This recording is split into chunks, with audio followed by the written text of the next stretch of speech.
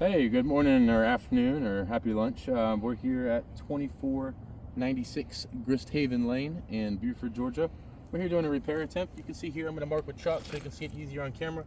You can see where this is a wind damaged shingle. You can see where that fiberglass matting is creased. It's actually got micro cracks in it up there at the top. We're going to be performing a repair attempt today. The first tool I'm going to be using right here is the all-in-one State Farm roof snake, with this end to break seals, this end to install nails. I'm going to be using a precision cat's claw tool right here, and this is just to grab the nails from the top. That way we don't have to go up under multiple rows of shingles to get to a nail, and we can just simply grab it with this pointed piece up at the top. It grabs the nail really nice and it pries it out. I'll be using a regular hammer and nails. So the first thing I want to do is use the flat end of this roof tool right here to break the seals on the shingles directly above. We can tell that this is a far left shingle right here. So our area of repair is going to consist of three tabs in this 3-tab shingle. And I'm just going to be drawing a box around all the shingles. They're going to have to be moved around in order for us to pull nails out to get this shingle out properly and a new shingle put in. So I'm just going to break the seals on all these shingles, the shingle itself. And for the adjuster watching, you know we drew the box up here because there are 2 courses of nails in each shingle, right? And so now we've got everything loose. I'll go ahead and get just an overview of the area that we're working with from either side to either side, and go ahead and just so we can see the condition of these shingles as they stand before we lift any shingles or pull any nails out or any kind of actual nail pulling or anything like that goes on. Right, so I told you guys I'm going to be using this precision nail puller right here, aka a cat's claw, and we're going to go ahead and identify where that nail's at. Notice I'm not bending the shingle up, I'm not taco bending it, I'm not cranking back on it, just simply enough to be able to get this tool up under there and work. I mean, not even the width of a hammer. And give it a couple taps, and you guys saw the before, saw the during, and you see how nicely it grabs that shingle out, no problem. And after, and let's go ahead and look at the after condition of this shingle. As you can see here, you can see where this fiberglass matting is actually cracked. It's broken on the shingle right here. You can see where that shingle is compromised and it's not functioning like it was before. That actually ends up letting water in. All right, let's see what the second one does. Lift just slightly. Yeah, and you can see at the top of the shingle, you can see where the shingle's actually starting to break just from the slight lifting motion. And we're gonna pull that nail out right there. And let's get an after condition check. Let's get a close up. So I'm gonna give it so you guys can see kind of all across the top of this shingle. You can see where that fiberglass matting is actually cracked. It's broken. All right, seems to be kind of a common theme here. Let's go on to the next one. Lift just slightly, identify where the nail's at, and work it out. I notice I'm not cranking back on these shingles. Most repair guys aren't this careful. Let's get an after condition check. So you guys can see here where the fiberglass matting on this shingle is cracked. It's broken as well. You can see all the way across the top of that shingle. You can see where that shingle is actually broken. All right, let's go on to the last one on the first course. Over here.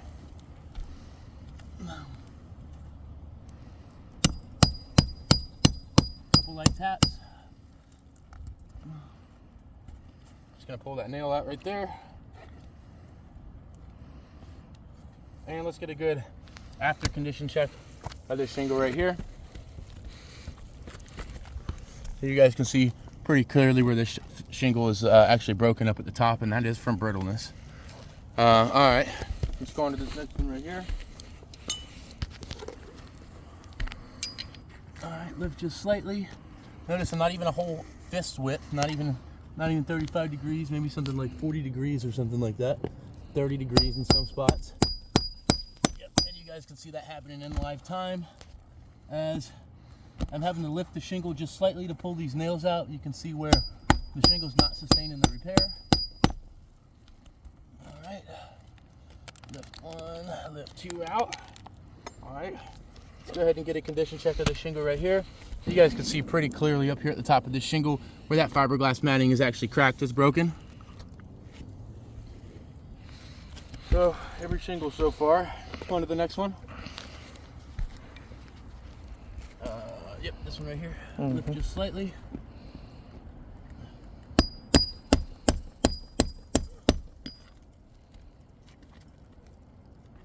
Pull that nail out.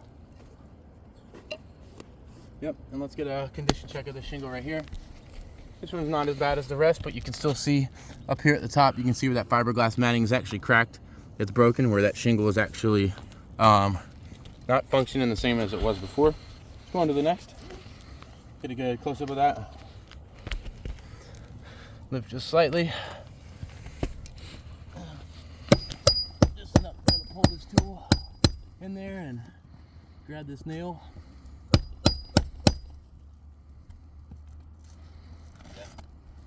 And there it goes, there's that nail. Let's go ahead and get a condition check close-up of the shingle. Yep, so you guys can see all along the uppermost section of the shingle, you can see where that fiberglass matting is cracked and it's broken. Let's go ahead and pull this shingle out, and it's just out with the old and with the new.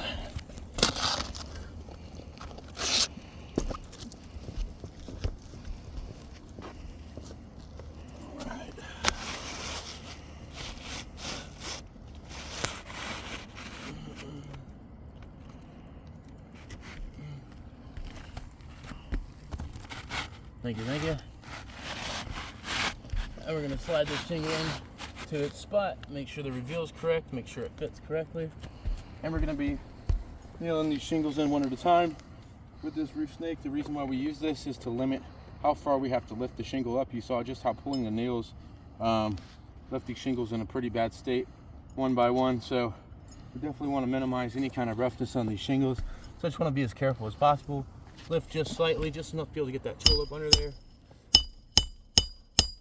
Start that nail, and then hammer it flush. On to the next. Lift just slightly. Hammer it flush. Just enough to get the tool up under there.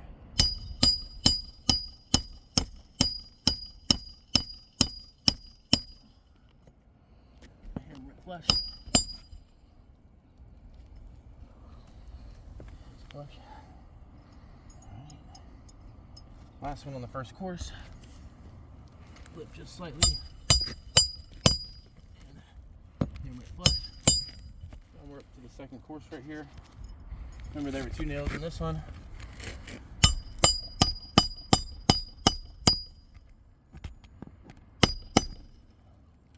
Everywhere we pulled the nail out, we're putting a nail back in. Just slightly.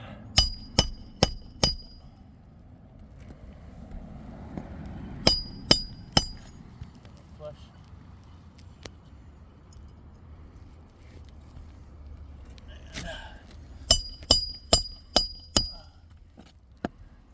Hammer it flush.